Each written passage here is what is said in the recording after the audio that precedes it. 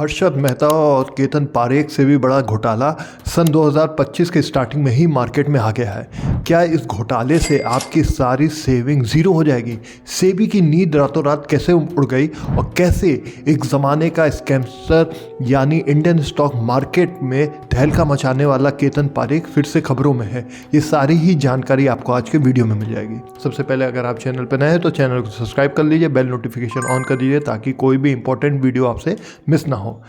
सन 2000 में एक सीए जो एक ब्रोकर फैमिली से भी बिलोंग करता था, वो शेयर मार्केट में आता है और कुछ ऐसा तहलका मचाता है कि उसका नाम हर्षद मेहता, जो कि इंडियन स्टॉक एक्सचेंज के सबसे बड़े स्कैम में शामिल थे, उसके साथ जुड़ जाता है। वो व्यक्ति हर्षद मेहता के साथ भी काम कर चुका था। पेशे से सीए केतन पारेख एक ऐसा स्कैमर था जिसने 1000 करोड़ रुपए का स्कैम किया था इंडियन स्टॉक एक्सचेंज में। लेकिन ये बात सन 2000 की है। 2001 में उसको जेल भी हो गई थी। अब 23 साल बाद कैसे उसका नाम अचानक से सबके सामने आ रहा है और क्यों इस समय सेबी उसके नाम लेने में भी कतरा रही है? हाल ही में फ्रंट रनिंग स्कैम एक होता है स्टॉक मार्केट का, जो मैं आपको आगे वीडियो में बताऊंगा कि क्या होता है, वो सबके सामने आया और इस स्कैम में नाम आता है इंडिया के स्टॉक एक्सचेंज के सबसे बड़े स्कैम में शामिल केतन पारेख का। सेबी ने इसकी जांच की और इसमें कुछ लोगों के खिलाफ कार्रवाई भी की है और कुछ संस्थानों को भी नोटिस दिया है, जिसके कारण इस सारी चीज़ों पे, इन सारे स्कैम्स पे नकेल कसी जा सके। अभी जो लेटेस्ट स्कैम हुआ है उसमें टोटल 65.77 करोड़ की अवैध धनराशि के लेकर सारी चीज़ें हुई हैं। सेबी ने 22 संस्थानों को भी नोटिस दिया है और उनसे जवाब मांगा है। सेबी के whole time member Kamlesh Vasudev ने ये आदेश जारी किया है। हुआ यूं कि केतन पारेख जो एक सीए थे, उन्होंने सिंगापुर के एक बहुत बड़े इन्वेस्टर जिनका नाम रोहित है, उनके साथ मिलकर फ्रंट रनिंग स्कैम को फिर से एक्टिवेट किया है या फिर से किया है। अब ये फ्रंट रनिंग स्कैम क्या होता है, चलिए मैं आपको बड़ी सिंपल भाषा में समझाता हूँ। मान लीजिए दो कंपनीज हैं, कंपनी ए और कंपनी बी। कंपनी ए बहुत बड़ा ऑर्डर लगाने वाली है। अब अमूमन क्या होता है कि जब बहुत बड़ा ऑर्डर लगता है तो उस शेयर के दाम अचानक से बढ़ जाते हैं।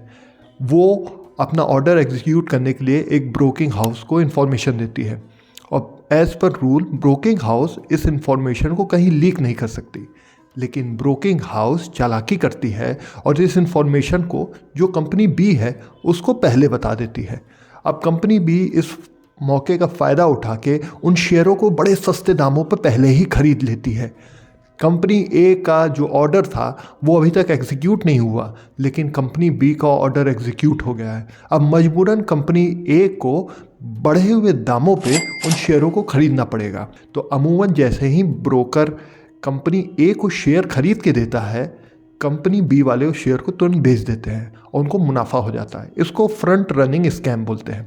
केतन पारेख जो एक ज़माने में एक बड़ा सक्सेसफुल सीए था, वो इंडियन स्टॉक एक्सचेंज में कई स्कैम कर चुका है और अभी सन 2025 के स्टार्टिंग में ही उसका ये नाम फिर से आ रहा है। इन सारी प्रक्रिया में पीएनबी मेटलाइफ के एक इक्विटी डीलर हैं सचिन बकूल, उनका भी नाम आया। कहा जा रहा है कि सचिन बकूल को ये इन्फॉर्मेशन थी और उन्होंने ये सारी इन्फॉर्मेशन रोहित जो सिंगापुर में बैठे थे उनको दिया। रोहित ने ये सारी इन्फॉर्मेशन केतन पारेख को दी और केतन पारेख ने कंपनी ए के खरीदारी के पहले ही एक लार्ज क्वांटिटी में उन शेयरों को परचेज़ कर लिया और उनके दाम बढ़ गए। और जब दाम बढ़ गए तो उन्होंने बढ़े हुए दामों पे कंपनी ए को, जिनका नाम मैं डिस्क्लोज नहीं कर सकता हूँ, वो सारे शेयर बेच दिए।